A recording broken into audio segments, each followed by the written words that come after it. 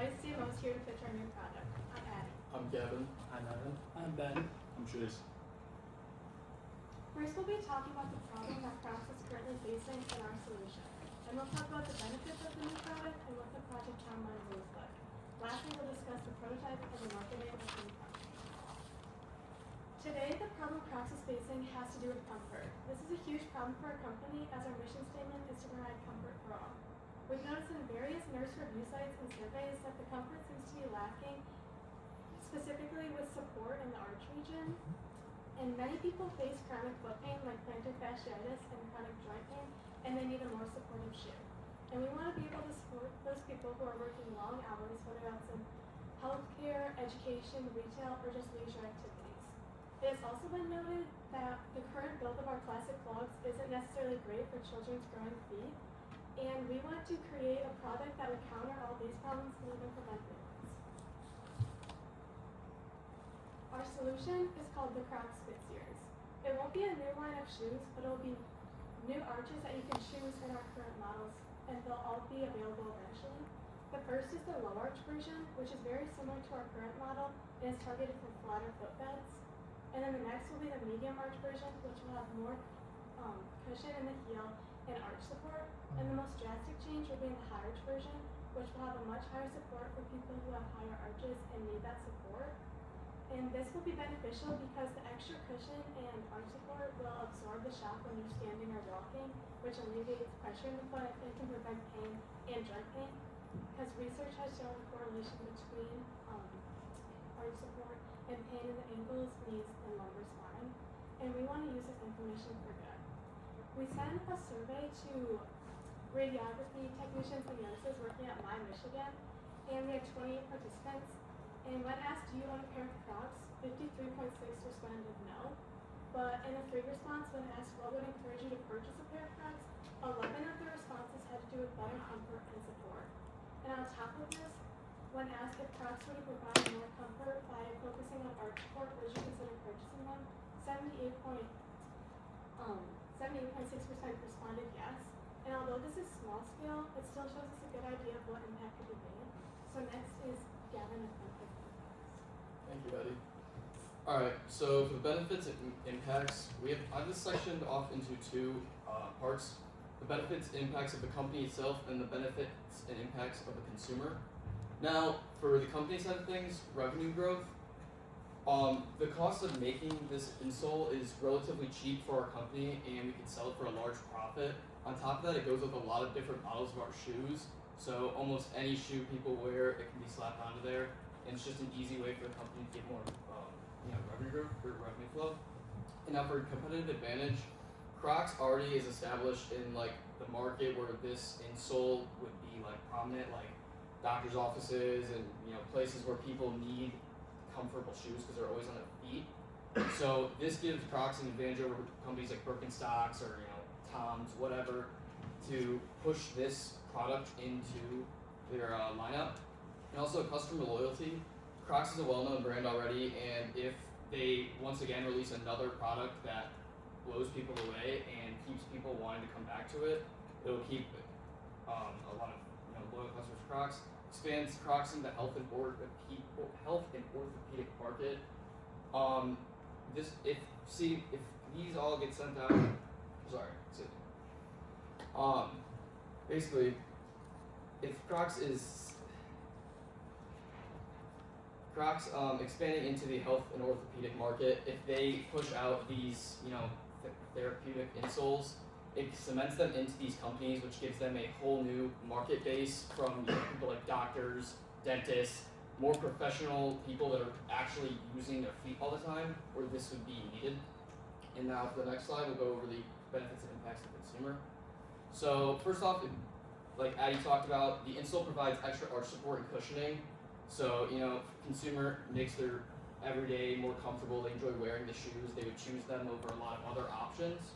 Also improve foot health. People that have like flat feet and plantar fasciitis, having these insoles can help fix that issue and get them back on their feet, which goes into the next part where it encourages daily activity. If your feet feel good, you feel good. And for a lot of people who have feet issues, if their feet health starts to get better, it can help them do things that they weren't able to do for a long time.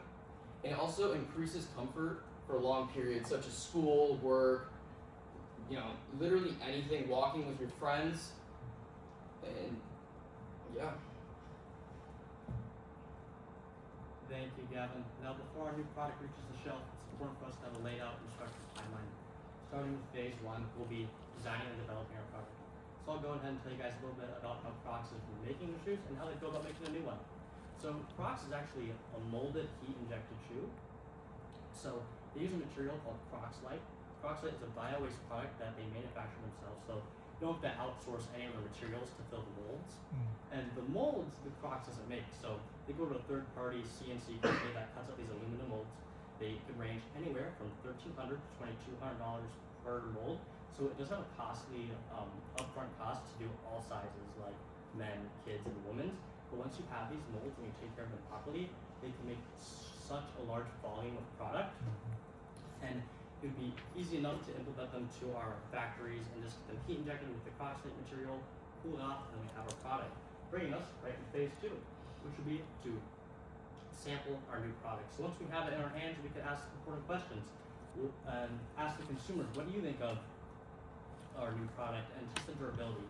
Since we're adding more arch and variation to the bottom of our shoe, we want to make sure that it's serving what we want it to do. We want to make sure it's lasting longer. I know my problem when I buy Crocs is I go through them really quick and the bottoms of them wear out. So we want to make sure that the durability of the product is good and do some surveying with people in hospitals to see if they fit their needs. And if we have to go back to phase 1 and redesign an issue, we will do so then.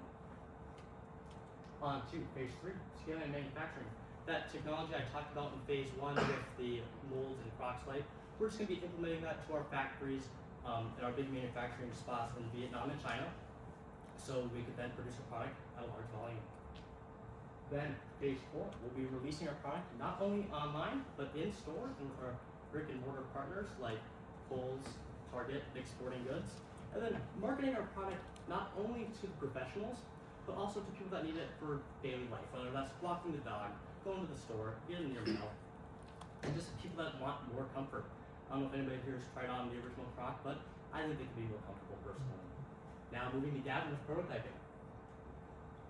Thank you very much, Evan. So moving into the product prototype and what the product will actually look like, we didn't want to change too much of what the actual Croc looks like since Crocs have built a brand out of what their shoe looks like right now. So we did a mock-up of what the new designs would look like. Starting off with a low tier support, it's for those flatter footbeds, kind of similar to the current Croc right now. For people who just maybe need a little more extra cushion in their heels, maybe they're walking around their house a little more, going to the store a little more, or even walking their dog like Evan said. Next is the performance or the mid-arch, which offers more support, more cushioning in the arch and the heel area of the shoe, more than what the low tier support would be, kind of for those people who have semi-higher arches or they're on their feet for longer periods of time, whether they're in a hospital or anything like that. And then lastly is the maximum support or the high arch version of the shoe, which offers the most cushioning in the heel, especially the arch, but even the toe area of the shoe for people who need the most amount of support, whether they're on their feet for 12-hour shifts or even if they're just older and kind of need those more support to help with their joints. I know my grandma, my grandpa, they're kind of older, they have bigger soles in their shoes, more orthopedic insoles. So that could be a benefit to even just elderly people too. And then we didn't want to just limit the actual design to just the classic clog. We want to implement it into all designs of the Crocs they have right now, whether it's the classic clog, the winter clog with the fur on the inside of it, the work clog with a complete closed toe and the non-slip technology in the bottom, or even the single slide version of the Croc. Next is Chase with planning and production. Thank you. Now we've decided on our product, now we have to figure out a price. How do we cover these upfront costs mentioned by Evan earlier while still turning a profit? We do this by increasing the price slightly to $69.99. This is $20 more than the classic clog, the old classic clog. So this is marginally more, but keep in mind this is just a starting price as prices may lower as production costs taper off. Also in comparison to custom orthopedic inserts that can range anywhere from $50 to $800 depending on different circumstances. Now on to place. Where are we going to place this product to ensure that people are buying it and seeing it? And the answer to this is exactly where we've been selling our product this entire time in certain brick and mortar stores like Dick's Sporting Goods and Target, and also relying on online sales. The people that are purchasing in store will have the grace of trying on these new products and testing them for themselves. This is very important, and they can even talk to a worker to see which archetype might fit them best. For online sales, they don't have that grace. They cannot try on the product because they're purchasing online.